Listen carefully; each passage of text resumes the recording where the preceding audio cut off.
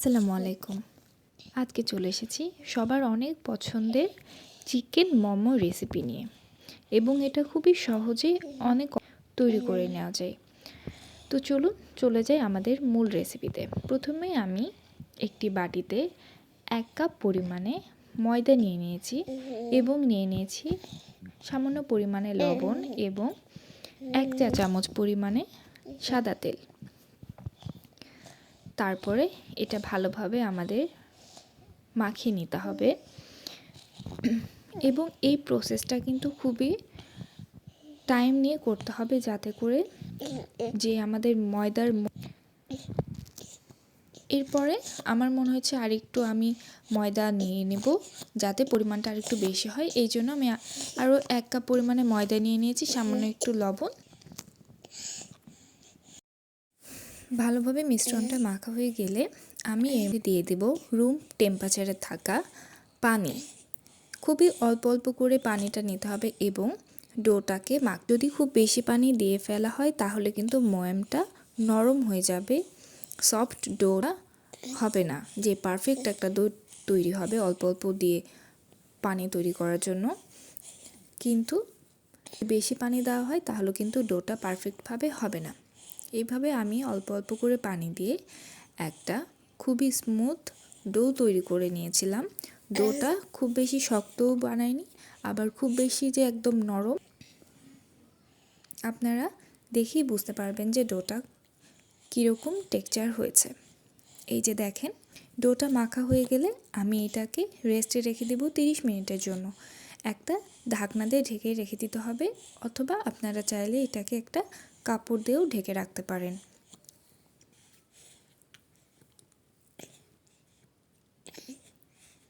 যেই মোমোর পুরটা আছে সেইটাতে আমি এটা খুবই ইজিভাবে একটা টুকরাকে পানের মধ্যে সামান্য লবণ, গোলমরিচ দিয়ে খুব ভালোভাবে সিদ্ধ করে নিয়ে তারপরে কাঁটা চামচ দিয়ে আমি ছড়িয়ে নিয়েছিলাম চিকেনগুলোকে। তারপরে আমি একটা কড়াইয়ে তেল নিয়ে নিয়েছিলাম, পেঁয়াজ কুচি, কাঁচামরিচ কুচি দিয়ে একটু ভেজে তার মধ্যে দিয়ে দিয়েছিলাম চিকেনের টুকরোগুলো। তার মধ্যে দিয়েছিলাম আদা রসুন বাটা, হলুদ গুঁড়ো, মরিচের গুঁড়ো এবং সামান্য টেস্টিং সল্ট এবং সস দিয়ে মিশ্রণটা আমি এই মশলাটা বানিয়ে নিয়েছিলাম। আমার মোমোর যেই ভেতরের পুরটা সেটাই রেডি। এরপরে দেখেন আমার এখানটাতে 30 মিনিট হয়ে গিয়েছিল এবং আমার আটার যে ডোটা সেটা অনেকটাই সফট হয়ে গিয়েছে। কিন্তু আমরা যদি বেশি নরম করে ফেলি এটা আরও বেশি নরম হয়ে যাবে। এখন আমি এটাকে ভালোমতো আরেকটু মাখিয়ে নিয়ে ছোটো লেচির আকারে কেটে নেব এবং এটাকে বেলে নেব।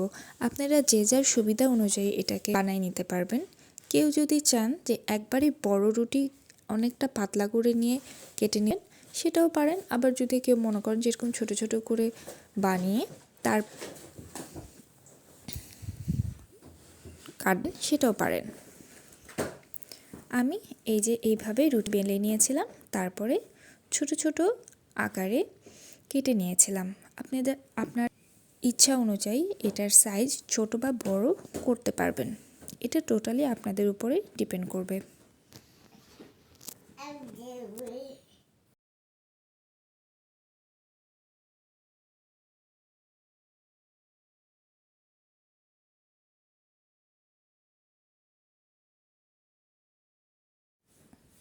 আমি কিন্তু রুটিগুলোকে বেলে এরকম পাতলা করে নিয়েছিলাম, একদম বেশি মোটাও হবে না, আবার এইরকম ঘনত্ব রেখে পুরুত্ব রেখে আমি রুটিগুলোকে বেলে নিয়ে তারপরে একটা মগের সাহায্যে আমি ছোট ছোট লুচির আকারে কেটে নিয়েছিলাম।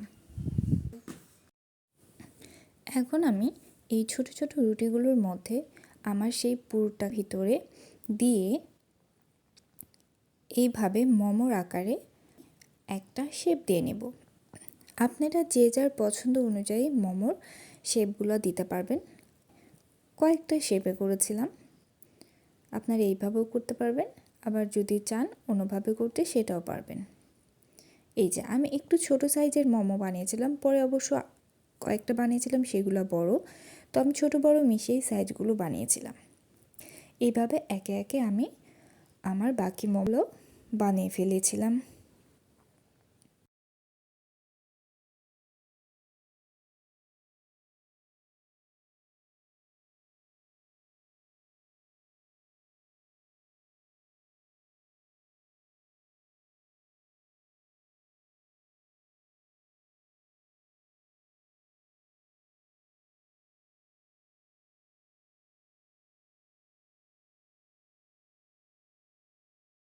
এবার আমি চুলাতে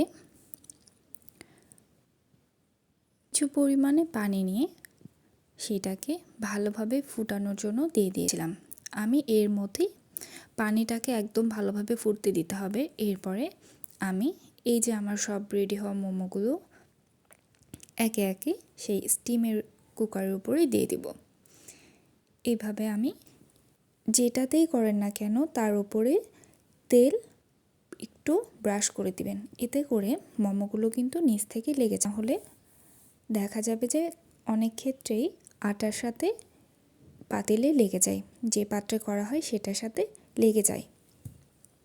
এই জন্য এরপরে আমি ঢাকনা দিয়ে ঢেকে দিয়েছিলাম এবং এই মোমোটা হতে আমার 7 থেকে 8 মিনিট মতো লেগেছিল। তারপরে আমার তৈরি হয়ে গিয়েছে খুবই খুবই খুবই মজাদার স্টিম মোমো।